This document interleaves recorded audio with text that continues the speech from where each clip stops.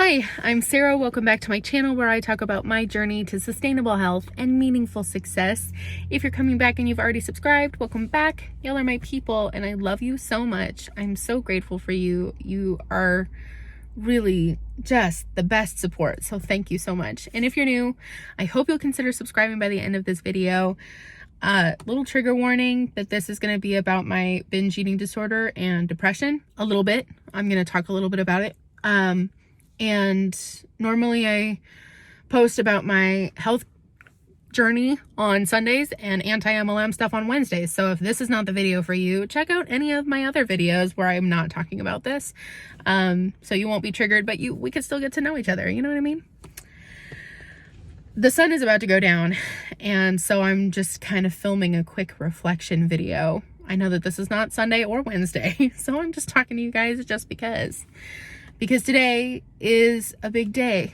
I've been reflecting on the concept of take me back to a time when I weighed so much, or when I could fit into such and such outfit, or take me back to a time when I didn't have to wear a mask when I entered a store and I wasn't quarantined. Just take me back.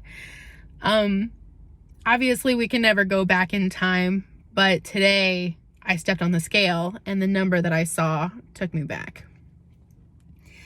I'm not going to tell you what number it was because that is for my Sunday video, my February health update. So tune in for that. Subscribe, notifications. I mean, come on. But yeah, I saw a number that I hadn't seen since my spring semester of sophomore year. That was like spring of 2015, so 6 years ago. And that was a momentous moment for me, seeing that number and being like, oh my God. Wow. I've journeyed back a long ways to get back to this number. That number now represents so much like victory, dedication, hard work, perseverance, all of that. But the first time that I saw that number, it was the most depressing number I had ever seen. As related to my life, at least. I was in the height of my eating disorder. That semester, I had an oven fire in my apartment, which I was supposed to be sharing with a roommate, but my roommate was never there. Like, she basically just didn't live there. So I was living alone in an apartment with all of this chemical that the fire department had sprayed over all of my belongings to remove the smoke smell. So I was living in chemical and garbage, and I was eating out most of my meals. And if I wasn't eating out, I was just eating convenience store food, because there was a convenience store across the street, and I would just buy them out of like pizza rolls, frozen burritos, like all the junk food that you could just like microwave. Or if you can't microwave it, like I would buy brownie mix and just make the brownie batter, and I wouldn't bake it because for a long time I didn't have an oven. So I would just eat raw brownie mix, like by the bowl, just like eating it. I would eat tubs of frosting, like cake frosting. I would just eat it out of the tub.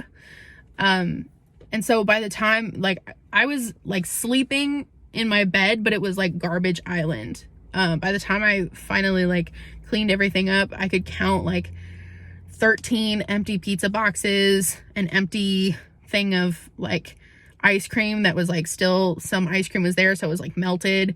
There was a moldy bowl of Jell-O at the foot of my bed. Like, it was disgusting. It was insane. I was the most depressed that I had ever been. When I walked past a store window and I saw my reflection, I didn't recognize myself. And the first time that I saw this number on the scale, it was the first time I realized that I was losing myself. And that wasn't quite my wake-up call. I wouldn't start actually getting serious about my health until September of 2019 when I started this channel. But that was the first time I realized that I was disappearing. I was losing myself to illness. And so when I think of the concept of, take me back to this time that I weighed this, I don't want to go back. I do not want to go back to when I weighed this number the first time. I am so happy being this number now in my current form. I think the reason why I'm reflecting on this is because I hear this from a lot of people, including some of the clients that I coach and myself. I have a lot of pictures from my high school, college days, when I felt, great or whatever. And I had pictures of myself that I'm like, oh, I want to get back to that. I think that is fine on a certain level of representing what you can look like if you are thinner, if you have less weight, if you have less waste in your body that you are carrying around. That can be a representation of what you could potentially look like. But I think a lot of us take it so far as to think that that's who I really associate with. That's who I am. And I don't know the person that I am now. Or I just want to get back to that. I want to be that person again, or I want to feel that way again, when that isn't possible. It's not possible to go back in time. What is possible is to accept where you've come from, what your journey has looked like so far, and continue to press forward. What is possible is to accept the new scars, the new stretch marks, the new diagnosis, or the new whatever, and continue to strive to live life to the fullest now. And frankly, when I think about the number the first time that I saw that, as opposed to right now, I would so rather be me right now than I was back then. I think that numbers are relative to the degree that we perceive ourselves as who we are. Certain numbers that represent your health from a medical standpoint are not just numbers. They do indicate certain things, and obviously they matter. But in terms of who we are and the person that we're being when we're eating, and the person that we're being when we're exercising, and the person that we're being when we're with our families, the number is really just relative to our experience. The number that I was 6 years ago was terrifying, and the number that I am now is liberating. It's like a victorious moment, but it's the same number, but I'm a different person. So I think in our weight loss journeys, something that I'm just continuing to reflect on, as so much is changing in such a short period of time, and I'm working on myself in multiple dimensions, not just losing weight, but I'm working on my mental health and my spiritual health. I'm